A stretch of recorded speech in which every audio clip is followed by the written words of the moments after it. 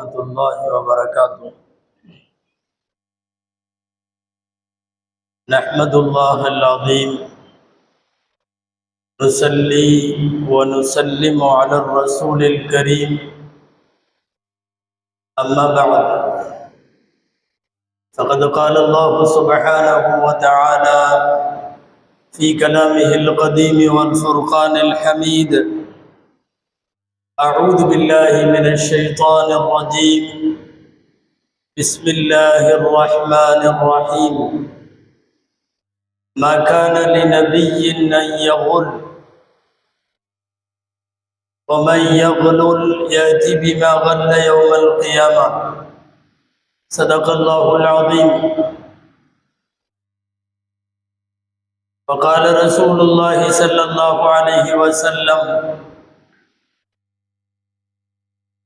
إذا مات الإنسان انقطع عنه عمله إلا من ثلاثة: صدقة جارية يتبعها، وعلم ينتفع به، وولد صالح يدعو له. صدق رسول الله صلى الله عليه وسلم. எல்லா புகழும் அல்லாஹு ஜல்ல ஷானுஹு தஆலா ஒருவனுக்கே உரித்தாகும்.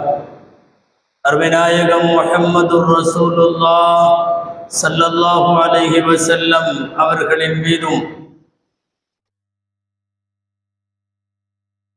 நற்பாக்கியங்கள் நிறைந்த அவர்களுடைய உம்மத்தின் மீதும் குறிப்பாக இந்த ஜும்மா நன்னாளில் நம் அனைவர் மீதும் எல்லாம் வல்ல அல்லாஹுவின் நல்லருள் என்றென்றும் நிறைவாக உண்டாவதாக. ஆமீன்.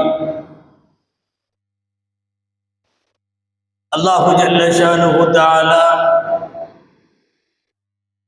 உலக வாழ்வை மனிதன் மறைந்ததற்கு பின்னால் இருக்கிற அடுத்த வாழ்க்கைக்கான களமாய், சேகரம் செய்யும் இடமாய் இறைவன் ஆக்கி வைத்திருக்கிறான். எம்பெருமானார் முஹம்மதுர் ரசூலுல்லாஹ் ஸல்லல்லாஹு அலைஹி வஸல்லம் அவர்கள் சொல்லுவார்கள்: ஒரு மனிதன் மௌத்தாகிவிட்டால் எல்லா செயல்பாடுகளும் அவனை விட்டும் துண்டித்து போய்விடும், எல்லாம் நின்று போய்விடும். 3 மாத்திரம் அவனை பின்தொடரும். 1, அவன் இந்த உலகத்தில் ஏற்படுத்திய அவன் செய்த தான தர்மங்கள் கபருக்கு போனதற்கு பிறகும் அவனை துயரும். மக்களுக்கும் மானுடத்திற்கும் பலன் தரும் கல்வியை விட்டு சென்றால் கபருக்கு போன பிறகும் கூட கல்வி கை கொடுக்கும், கரம் சேர்க்கும். 3வது, துவா செய்யக்கூடிய சாலிகான பிள்ளைகளை விட்டு சென்றால் பின்னாலே உள்ளவர்களின் துஆவினால் மன்னரைக்கு போனதற்கு பிறகும் இவனுக்கு மறுமை பலன்கள் வந்து சேரும் என்று நபி ஸல்லல்லாஹு அலைஹி வஸல்லம் அவர்கள் சொல்லுவார்கள்.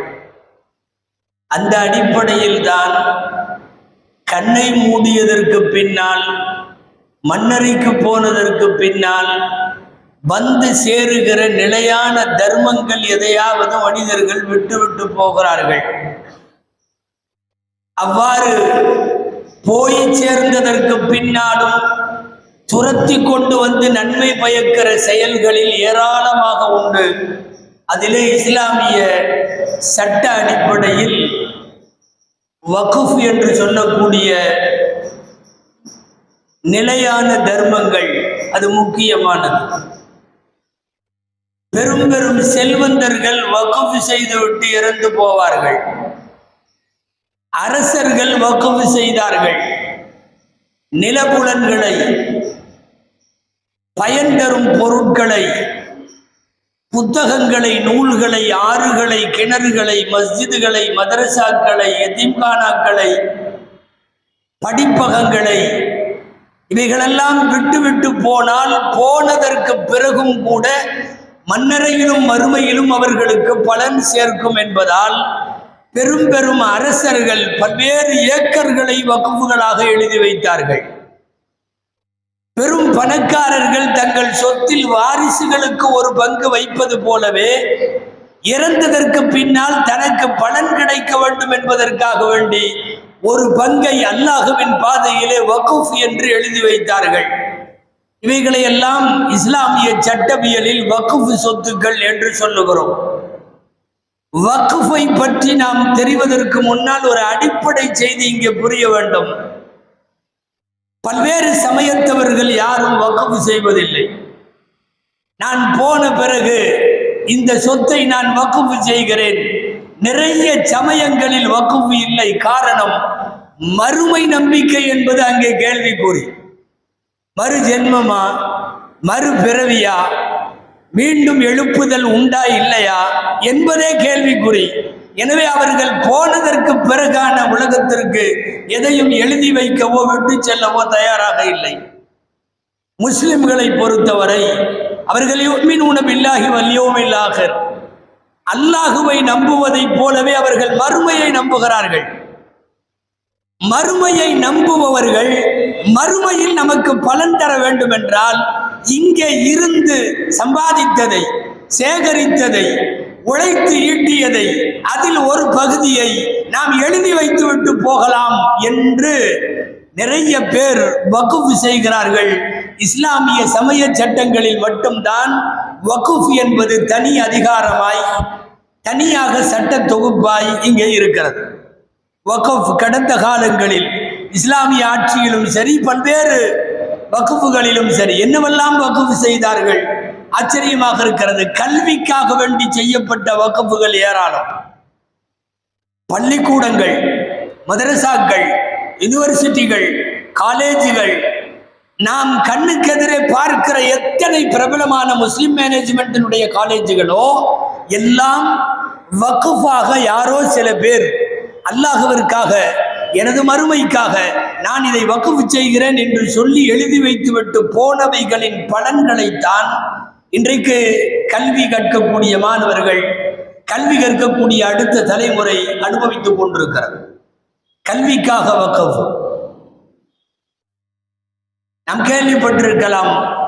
உலகத்தின் மிகப்பெரிய இஸ்லாமிய பல்கலைக்கழகம், உலகத்தின் முதல் தரம் இன்றைக்கு வரையும் எகிப்தில் இருக்கிற, காஹிராவில் இருக்கிற அல் அஸ்ஹர் யூனிவர்சிட்டி. அஸ்ஹர் யூனிவர்சிட்டிக்கு வக்ஃப் ப்ராப்பர்ட்டிகள், அதற்கான வக்ஃப் சொத்துக்கள் மிஸ்ரிலே மட்டுமல்ல, எகிப்திலும் கைரோவிலேயும் மட்டுமல்ல, எல்லா நாடுகளிலும் அஸ்ஹருக்கு சொத்து இருக்கிறது. ஆச்சரியமாக இருக்கிறது. இலங்கையில் ஏராளமான வக்ஃப் சொத்துக்கள் அஸ்ஹருடையது.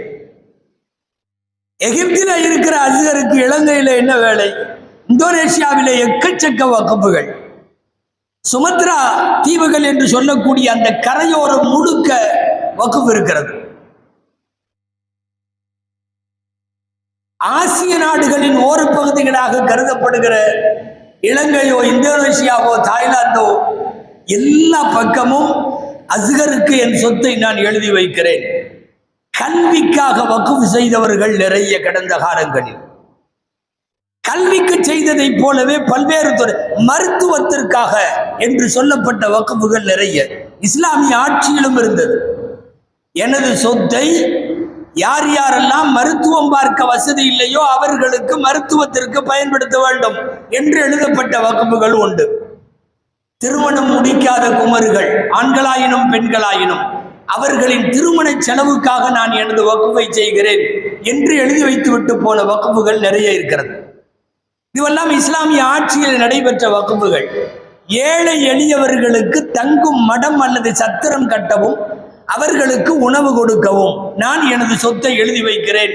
இப்படி வக்ஃப் செய்தவர்கள் இருந்தார்கள். எந்த அளவிற்கு என்றால் ஆச்சரியமாக இருக்கிறது. பராமரிப்பில்லாமல் இருக்கக்கூடிய ஆடு, மாடுகள், நாய்கள் வரைக்கும் கூட அவைகளை பராமரிப்பதற்கு வக்ஃபிலே ஒரு தனி தொகுப்பு இருந்தது. அதிலே நிதி ஒதுக்கப்பட்டு அதிலே பராமரிக்கப்பட்டது.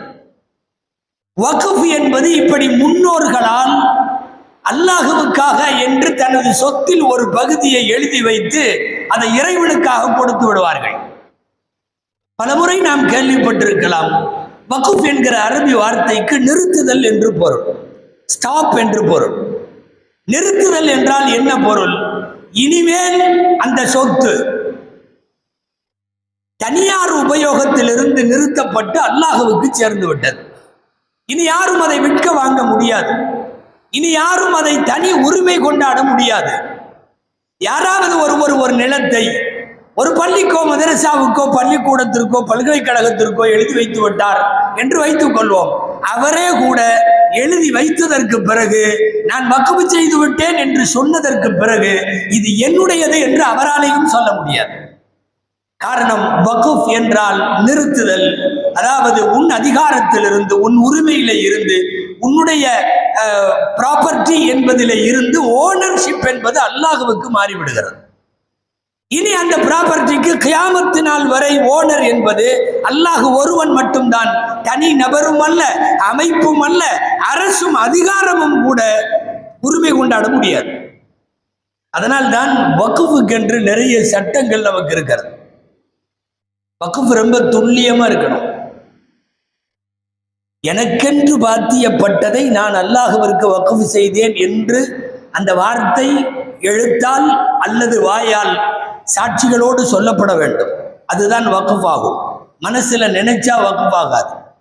ஒரு 2-3 பேர்த்துக்கு கூட்டா இருக்கிற ஒரு சொத்து தனியாக பிரித்து எழுதப்படாத நிலையில் நான் எனது பங்கை வக்ஃப் செய்கிறேன்னு சொல்ல முடியாது. பிரித்து எழுதப்பட்டு கூட்டு சொத்தாக இருக்கக்கூடாது. வக்ஃபினுடைய ப்ராப்பர்ட்டி தனியாக அவருக்கென்று இருக்கக்கூடிய அவருடைய ஓனர்ஷிப்ல அது இருக்கணும். அப்பதான் அதை வக்ஃப் செய்ய முடியும். வக்ஃபின் சட்டங்களில் இன்னமும் ஆழமாக நிறைய உண்டு. பிரயோஜனம் இல்லாததை வக்ஃப் செய்யக்கூடாது. யாருக்கும் எந்த பிரயோஜனமும் அந்த பொருளால் இல்லை என்று வைத்துக் கொண்டால் அதை வக்ஃப் செய்ய முடியாது. பலன் தருபவற்றை மாத்திரம்தான் வக்ஃப் செய்ய முடியும். ஹராமாக்கப்பட்ட பொருட்களை வக்ஃப் செய்ய முடியாது. மார்க்கம் தடுத்திருக்கிற பொருள், அது மதுவோ வேறு ஏதாவதோ, மார்க்கத்தில் அனுமதி இல்லாத ஒரு பொருளை நான் இதை வக்ஃப் செய்து விட்டேன் என்று ஒருவர் சொல்ல முடியாது. குறிப்பிட்ட காலக்கெடு வைத்து வக்ஃப் செய்ய முடியாது. ஒரு 5 வருஷத்துக்கு இந்த இடத்தை நான் அல்லாஹ்வுக்காக கொடுத்துட்றேன், 5 வருஷத்துக்கு அப்புறம் திரும்ப நான் எடுத்துக்குவேன்னா இதுக்கு பேர் வக்ஃப் அல்ல, வக்ஃபிலே சேராது. ஒன்ஸ் வக்ஃப் இஸ் வக்ஃப், அவ்வளோதான். ஒரு தடவை செஞ்சுட்டா கியாமத்து வரை வக்ஃப். அதில் 2 வருஷத்துக்கு 3 வருஷத்துக்கு 5 வருஷத்துக்கு அல்லது நான் இருக்கிற வரை இறக்கிற வரை அல்லது என் பையன் இருக்கிற வரை இப்படியெல்லாம் காலக்கெடு நிர்ணயித்து ஒரு வக்ஃப் செய்வதற்கு அனுமதி இல்லை. இதுவெல்லாம் வக்ஃபினுடைய சொத்துக்கள் சம்பந்தமாக மார்க்கத்தில் இருக்கிற ஆழமான சட்டங்கள். வக்ஃப் குறித்து முதலாக ஏற்பட்ட வக்ஃபை நாம் பார்க்கிறோம். புகாரி ஷரீஃபில் அது இருக்கிறது. முதலாக இந்த உலகத்தில் அல்லாஹ்வுக்காக என்று பூமியை வக்ஃப் செய்தவர்கள் உமர் ரலியல்லாஹு அன்ஹு. நபி ஸல்லல்லாஹு அலைஹி வஸல்லம் இடத்தில் வந்து ஒரு தடவை சொன்னார்கள், அல்லாஹ்வின் தூதரே, எனக்கு கைபரிலே ஒரு இடம் இருக்கிறது. கைபர்ல என்னுடைய இருக்கிற காசு பணத்திலேயே என் சொத்திலேயே எனக்கு ஆக பிரியமானது அந்த சொத்து தான். எனக்கு அது அவ்வளவு பிடிக்கும், எனக்கு பிரியமான சொத்து. ஃபமா தஅமுருனி பிஹி யா ரசூலல்லாஹ், அல்லாஹ்வின் தூதரே, நான் அதை என்ன செய்யட்டும்னு சொல்லுங்க என்று கேட்டார்கள். எனக்கு ரொம்ப பிடிக்கும் பிரியமானதுன்னு சொல்றாங்க, அதே சமயத்தில் நீங்கள் சொன்னதை செய்கிறேன் என்றும் சொல்லுகிறார்கள். ரசூலுல்லாஹ் ஸல்லல்லாஹு அலைஹி வஸல்லம் உமர் ரலியல்லாஹு அன்ஹுவுக்கு ஆலோசனை கொடுத்தார்கள்.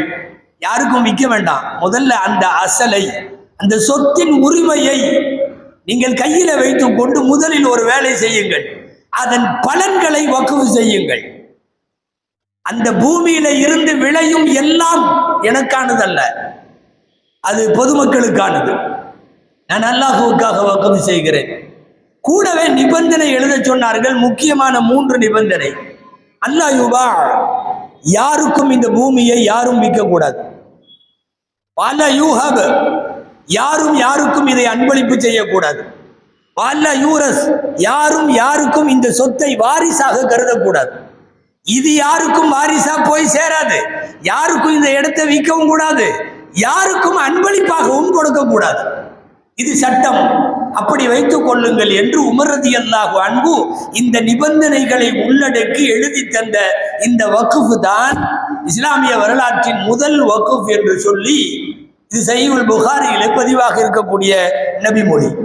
இந்த அடிப்படையில் இஸ்லாமிய உம்மத்து உலகம் முழுக்க பல்வேறு நலப்பணிகளுக்காக செலவு செய்கிறது. நலப்பணிகள் என்றால் நாம் கபருக்கு போனதற்கு பிறகோ மன்னரைக்கோ மறுமைக்கோ பயன் தரத்தக்க வகையில் எதுவெல்லாம் இருக்குமோ அந்த அடிப்படையில் அத்தனை வக்ஃபுகளை செய்தது. குறிப்பாக இந்திய மண்ணில் எக்கச்சக்கமான வக்ஃபுகள் செய்யப்பட்டது. குறிப்பாக 800 வருஷ காலம், சுமார் 760 வருஷ காலம் இந்த மண்ணை ஆண்ட முகலாய மன்னர்கள் பல 100 ஏக்கர்கள் அல்ல, பல்லாயிரம் ஏக்கர்களை ஒவ்வொரு அரசும் வக்ஃபாக செய்தது. பல்வேறு சமயத்தவர்களுக்கு அவர்களுக்கும் வழங்கினார்கள். வரலாற்றில் ஆதாரம் உண்டு. ஆலயங்கள் கட்ட, ஏன் கோவில்களுக்கெல்லாம் கூட தானமாய் நிலங்களை வழங்கிய இஸ்லாமிய அரசர்கள் உண்டு. மறுபக்கம் முஸ்லிம்களுக்கு மாத்திரம் பயன் தரத்தக்க வகையில் வக்ஃப் செய்வதாக பல்லாயிரம் ஏக்கர் நிலங்களை முகலாய மன்னர்கள் கடந்த காலங்களில் வக்ஃப் செய்தார்கள். ஏழை எளியவர்களுக்கு உதவுவதற்காக, பள்ளிவாசல்களுக்காக, மதரசாக்களுக்காக, கல்விக்கூடங்களுக்காக, இப்படியெல்லாம் ஏழை எளியவர்களுக்காக நிறைய வக்ஃபுகள் செய்யப்பட்டது. ஆச்சரியம் என்ன தெரியுமா? அகில உலகத்தில் இருக்கக்கூடிய முஸ்லிம்கள் வாழக்கூடிய சவுதி உட்பட அத்தனை நாடுகளை விடவும் அதிகமான வக்ஃப் நிலங்களை கொண்டிருப்பது இந்தியா தான். 54 முஸ்லிம் நாடு உலகத்தில் இருக்கிறது. 54 முஸ்லிம் நாடுகளிலும் இல்லாத அளவுக்கு வக்ஃப் ப்ராப்பர்ட்டிகள் இருப்பது இந்தியாவில் மட்டும்தான். காரணம், இங்கே ஆண்ட அரசர்கள் எழுதி வைத்தார்கள், இங்கே வாழ்ந்த தனவந்தர்கள் எழுதி வைத்தார்கள், வணிகர்கள் எழுதி வைத்தார்கள். வாரிசுகளுக்கு விட்டு விட்டு போவது எப்படி கடமையோ அதுபோல் வக்ஃபுக்காகவும் ஒரு பங்கை விட்டு விட்டு போக வேண்டும் என்பதில் உறுதியாக இருந்து இப்படி நிறைய செய்தார்கள். இப்போது வக்ஃப் குறித்த தெளிவு நமக்கு தேவை. வக்ஃப் குறித்து, அதன் சொத்துக்களை கையாளுவது குறித்து, நிர்வகிப்பது குறித்து நாடு முழுக்க சர்ச்சையாக்கப்பட்டிருக்கிற ஒரு சூழ்நிலையில் வக்ஃப் குறித்து இந்த தெளிவுகள் நமக்கு தேவைப்படுகிறது. முதல்ல ஒரு விஷயம், வக்ஃப் செய்தவரின் நோக்கத்திற்கு மாற்றமாக வேறு எந்த வகையிலையும் அந்த வக்ஃபினுடைய ப்ராப்பர்ட்டியை செலவு பண்ணக்கூடாது. யாருக்கும் அனுமதி இல்லை. ஒட்டுமொத்தமாக வக்ஃப் வாரியத்திற்கும் அனுமதி இல்லை. வக்ஃப் கவுன்சில், ஆல் இந்தியா வக்ஃப் கவுன்சிலுக்கும் அனுமதி இல்லை. ஒரு சொத்தை எழுதி வைப்பது நான் என்றால், நான் எதற்கு எழுதி வைக்கிறேனோ அதற்குத்தான் அது பயன்படுத்தப்பட வேண்டும். உதாரணமாக, ஒரு காலத்தில் யாராவது ஒருவர் ஊர்ல யாராவது ஏழைகளுக்கு ஒரு சத்திரம் கட்டி அதுல 3 வேளை உணவு போடுவதற்காக நான் என் சொத்துல இருந்து இத்தனை லட்சம் அல்லது கோடியை நான் எழுதி வைக்கிறேன் ஒருத்தர் வச்சுட்டு போனா, அதுல இருந்து அந்த சாப்பாடு, அந்த சத்திரம், அதுக்கு மட்டும்தான் செலவழிக்க முடியும். இல்ல சமுதாய நன்மை கருதி நாங்கள் அதுல செலவழிக்கிறோம், செலவழிக்க முடியாது. நிறைய பேர் பள்ளிவாசலுக்கு விளக்கில்லாத காலத்தில், லைட் இல்லாத காலத்தில் பள்ளிவாசலுக்கு விளக்கு எரிவதற்கு எண்ணெய் ஊற்றுவதற்காக வேண்டி அந்த எண்ணெய் செலவுக்கு என் சொத்துல இருந்து இத்தனை ஆயிரம் ரூபாய் எழுதி வைக்கிறேன் என்று ஒருவர் எழுதி வைத்து விட்டு போனால், விளக்கின் எண்ணெய்க்கு மாத்திரம் தான் அது செயல்பட வேண்டுமே தவிர பள்ளிக்கு அதில் பாய் வாங்கி போட முடியாது, செல்லாது. ஒருவர் பாய்க்கு மாத்திரம் என்று எழுதினால் அதற்குத்தான் சொல்லுவார்கள், ஷர்த்துல் வாக்கிஃபி கனஸில் குர்ஆன். வாக்கிஃபுடைய நிபந்தனை என்பது வக்ஃப் செய்பவர் எதற்காக என்று எழுதுகிறாரோ அது குர்ஆன் ஆயத்திற்கு சமமானது. எனவே ஒன்ஸ் வக்ஃப் செய்து விட்டால் அந்த வக்ஃபை மற்றவர்கள் எடுத்து எல்லா இடத்திலேயும் அவரவர்கள் இஷ்டத்திற்கு பிரயோகிக்கலாம் என்பது முடியவே முடியாது. இப்போதுதான் இந்தியாவில் சர்ச்சைக்குள்ளாக இருக்கக்கூடிய வக்ஃப் குறித்து நாம் யோசிக்க வேண்டும். சுதந்திர இந்தியாவில் ஏறத்தாழ 78 வருஷம் இப்போது ஆகியிருக்கிறது. 7 வருஷத்திற்கு பின்னால் 47க்கு பின்னாடி 1954 இந்தியாவிலே இருக்கிற வக்ஃப் சம்பந்தப்பட்ட எல்லா சொத்துக்களையும் கையாளுதல், பராமரித்தல், நிர்வகித்தல் குறித்த தெளிவான ஒரு வரைவு அரசியலமைப்பு சட்டத்தில் இடம்பெறுகிறது 1954. இந்த சட்டத்தின் பிரகாரம் வக்ஃப் நிர்வகிப்பதற்கு ஒரு குழு, ஒவ்வொரு தனித்தனி வக்ஃபுகளையும் பராமரிப்பதற்கு ஒரு ஆள் நியமிக்கப்பட வேண்டும், அவருக்கு முத்தவல்லி என்று பெயர் என்றெல்லாம் அந்த 54 நிபந்தனைகள் பேசுகிறது. ஓரளவு அது போதுமாக இருந்ததை இன்னமும் கொஞ்சம் விரிவுபடுத்தி வக்ஃப் குறித்த நிபந்தனைகளை 1995, ஏறத்தாழ 30 வருஷத்திற்கு முன்னாலே எக்கச்சக்கமான திருத்தங்களோடு ஒரு புதிய வக்ஃபுக்கான அறிக்கை தயாராகிறது. அரசியலமைப்பு சட்டமாக்கப்பட்டு அது இடம்பெறுகிறது. 95 இடம்பெற்ற சட்டத்தினுடைய நன்மைகளில் முக்கியமானது வக்ஃப் வாரியத்திற்கு ஓரளவு அதிகாரத்தை கொடுத்தார்கள். வாரியம் முடிவு செய்யும், எதுவெல்லாம் இஸ்லாமிய சொத்தோ அதை வாரியம் பாதுகாக்கும். ஆக்கிரமிப்பாக இருந்தால், யாராவது எடுத்து வைத்திருந்தால், ஆக்குபைடாக இருந்தால் அதையெல்லாம் வக்ஃப் வாரியம் மீட்கும். வக்ஃபுகளுக்காக நடைபெறுகிற வழக்கை வக்ஃப் வாரியம் அதை செயல்படுத்தும், வழக்காடும், தீர்ப்பு பெறும். எல்லா அதிகாரமும் ஒரு வக்ஃப் போர்டுக்கு கீழே அமைக்கப்பட்டது. இது 1995 வக்ஃப் சட்டங்கள்.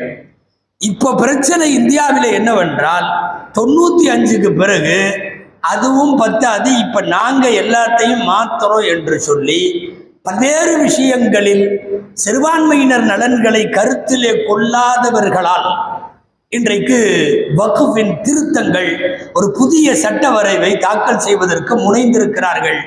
அது கூட்டுக்குழுவின் விசாரணைக்கு விடப்பட்டிருக்கிறது. அல்லாஹ் பாதுகாக்க வேண்டும். டோட்டலாக வக்ஃபுக்கென்று இருக்கிற எல்லா சட்டங்களும் அதிலே அடி வாங்கிவிடும். புதிதாக பல்வேறு விதமான திருத்தங்கள் என்று சொல்லி அவைகளை, பொதுவாக ஒரு சட்டத்தில் திருத்தம்னா 4 திருத்தம் வரும், 5 திருத்தம் வரும். அதிகபட்சமா 47க்கு பிந்தைய இந்திய அரசியல் வரலாற்றில் திருத்தங்கள் என்று வெளியிடப்பட்டது மீறி போனா ஒரு 10 திருத்தம் வச்சுக்கலாம். வக்ஃப் போர்டில் மட்டும் 40 திருத்தம் இப்போது வேண்டும் என்று அறிக்கை வைத்திருக்கிறார்கள். 40 திருத்தம். 40 திருத்தத்தில் நிறைய வக்ஃப் என்று முஸ்லிம்களுக்கு அவர்களின் நலனிலே, அவர்களின் முன்னோர்களால், அவர்களின் கல்வி, வேலை வாய்ப்பு, அவர்களினுடைய இபாதத்து சார்ந்த, ஆன்மீகம் சார்ந்த நலன்களுக்காக எழுதி வைக்கப்பட்டது. இன்றைக்கு அதில் கை வைக்கப்படுவதற்கு இது காரணமாகிவிடுமோ என்கிற அச்சம் இந்தியாவிலே இருக்கிற முஸ்லிம் சமூகத்திற்கு வந்திருக்கிறது. எதனால் இதை எதிர்க்க வேண்டும்? முஸ்லிம்கள் ஏன் எதிர்க்கிறார்கள்? ஒன்றும் இல்லை, ஒரு வக்ஃப் கவுன்சில் ஒட்டு மொத்தமாக வக்ஃபை நிர்வகிப்பது 22 பேர். நாம் கவனிக்க வேண்டும். 22 பேர்ல இப்ப புதுசா வரப்போற சட்டத்தின்படி 10 பேர் தான் முஸ்லிம்கள், 12 பேர் எந்த மதத்தை சார்ந்தவர்களாகவும் இருக்கலாம், எந்த மதத்தை வேணா சாக்கலாம். இந்த 10 கோட்டா கொடுத்திருக்காங்களே முஸ்லிம்களுக்கு, இதுல 2 பேர் லேடி, 2 பெண்கள் இருக்க வேண்டும். அந்த 2 பெண்கள் சமயங்களில் இஸ்லாமிய சட்டம் எங்களை அடிமைப்படுத்துகிறது என்ற மாதிரி சொல்ற பெண்கள் கூட வந்து உட்காந்துடலாம். ஆக 8 தான். 22ல் 8 போய் விடுகிறது என்றால் ஏறத்தாழ மீதி எல்லாமே 14 கிட்டத்தட்ட ஒரு மெஜாரிட்டியாக ஒரு வக்ஃப் விஷயத்தில் ஒன்றை முடிவு செய்தால் அதுதான் முடிவு. 8 முஸ்லிம்களின் குரல்களுக்கு அங்கே வேலை இருக்காது. மெஜாரிட்டி வேறு பக்கம். ஒரு சொத்தை யாராவது ஒருவர் இது வக்ஃப் இல்லை, எங்களோட இதுக்கு சேர்ந்ததுன்னு வந்து சொல்லுகிற போது என்ன முடிவுகளை எடுப்பார்கள் என்கிற ஆபத்து இருக்கிறது. 10 பேர்ல 10 பேர் முஸ்லிம்கள், மீதி 12 பேர் அரசால் நியமனம் செய்யப்படுபவர்கள். ஷரத்திலேயே என்ன வருதுன்னா, புதிய திருத்தத்துல அந்த நியமனமான 12 பேர்ல முஸ்லிம்களும் போடலாம், முஸ்லிம் அல்லாதவர்களும் இருக்கலாம். அதனால் தான் பாராளுமன்றத்தினுடைய விவாதங்களுக்கு இடையிலே நிறைய எதிர்ப்பு கிளம்பி இருக்கிறது. ஒரு சில பேர் நன்றாகவே கேட்டும் இருக்கிறார்கள், கோவில்களில் நீங்கள் முஸ்லிம்களை அதில் நிர்வாகத்தில் நீங்கள் வைப்பீர்களா, அல்லது அந்த இந்து சமயத்தினுடைய ஆலயங்களில் கிறிஸ்தவர்களை வைப்பீர்களா, பின் எதற்காக அவர்களுக்கென்று இருக்கிற சட்டத்தில் அடுத்த மதத்தவர்களை உள்ளே நுழைக்க வேண்டும் என்றெல்லாம் பல்வேறு விவாதங்கள் நடந்து கொண்டிருக்கிறது. மொத்தத்தில் முஸ்லிம் சமுதாயம், ரொம்ப சுருக்கமா ஒற்றை வார்த்தையில் சொல்றதுன்னா, தங்களை சார்ந்தவர்கள் இந்தியாவிலே இன்னமும் நுழையாத ஒரே ஒரு துறை வக்ஃப் துறை மட்டும்தான். எல்லா துறையிலும் நம்மாளுக இருக்காங்க. எல்லா துறையிலும் இருக்கிறார்கள். ஒண்ணுல நுழைய முடியல, ஒண்ணுல நுழையணும். அதற்கு என்ன செய்யணும்? முஸ்லிம் அல்லாதவர்களும் இருக்கலாம் என்று கொண்டு வரணும். கொண்டு வந்த ஆட்டோமேட்டிக்கா உள்ளே வருபவர்கள் வந்து விடுவார்கள், நடப்பது நடக்கும் என்கிற அடிப்படையில் எல்லாம் இது ஆபத்துகளை தோற்றுவித்து விடுமோ என்கிற பயம் இயற்கையாக ஏற்கனவே பல முறை அடி வாங்கி இருக்கிற முஸ்லிம் சமூகத்திற்கு இந்த பயம் வருவது இயற்கை தான்.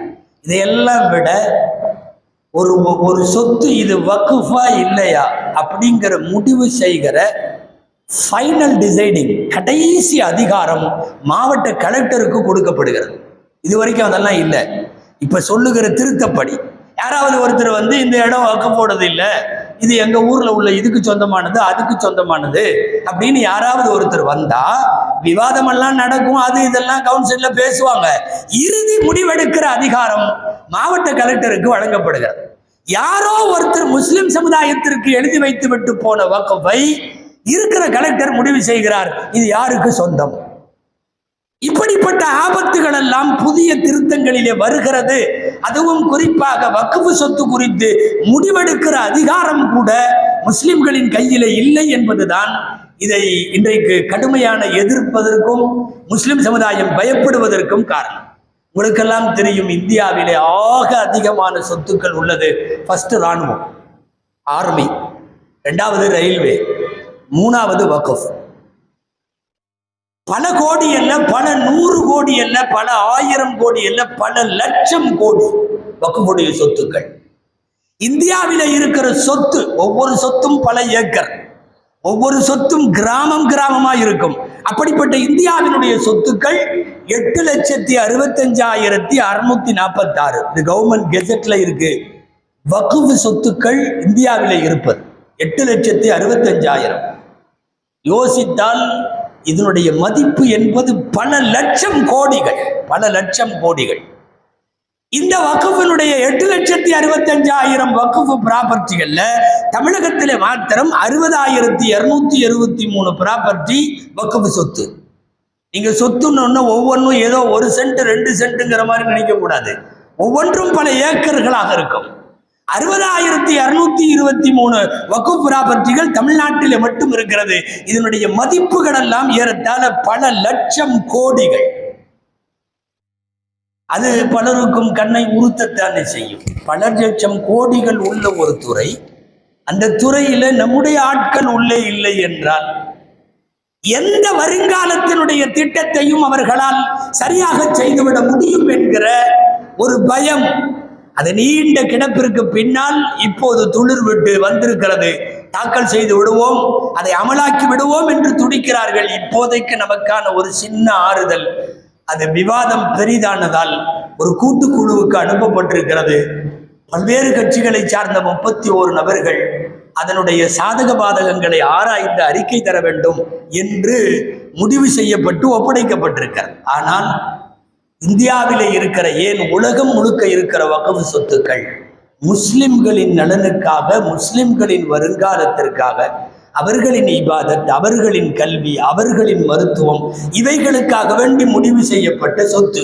ஒரு முஸ்லிம் தனியார் சட்டத்திலே கை வைப்பதை போல, முஸ்லிம்களின் இபாதத்திலே கை வைப்பதை போலத்தான் வக்ஃபிலே கை வைக்கப்படுவது. முஸ்லிம் சமுதாயம் இந்த விஷயத்தில் தீர்க்கமாக அவர்கள் உறுதியாக இருந்தாக வேண்டும். வக்ஃப் சொத்துக்கள் முஸ்லிம் உம்மத்துடையது. நல்லா சொல்ல போனா அல்லாஹ்வுடையது. யாராவது ஒருத்தர் பக்கத்துல உள்ளவருடைய பாக்கெட்ல கையை விட்டு நாம காசு எடுத்தா அவர்கிட்ட இருந்து திருடினதா அர்த்தம். வக்ஃப்ல கை வச்சா அல்லாஹ்ட்ட இருந்து திருடுறாங்கன்னு அர்த்தம். காரணம், உலகம் முழுக்க இருக்கிற வக்ஃபுகள் எல்லாம் அல்லாஹ்வுக்கு சொந்தமானவை. தொடர்ந்து அல்லாஹ்விடத்தில் துஆ செய்வோம். அல்லாஹ் ஜல்ல ஷானுஹு தஆலா இந்தியாவில் அல்ல உலகம் முழுக்க இருக்கிற வக்ஃப் சொத்துக்களை பாதுகாப்பானாக. அந்த வக்ஃபினுடைய வாக்கிபீன்கள், வக்ஃப் செய்தவர்கள் என்ன நோக்கங்களுக்காக செய்தார்களோ அந்த நோக்கத்திலேயே அவைகள் பயன்படுத்தப்பட எல்லாம் வல்ல இறைவன் கிருபை செய்வானாக. ஆமீன். வ ஆகிரு தஅவானா அல்ஹம்துலில்லாஹி ரப்பில் ஆலமீன்.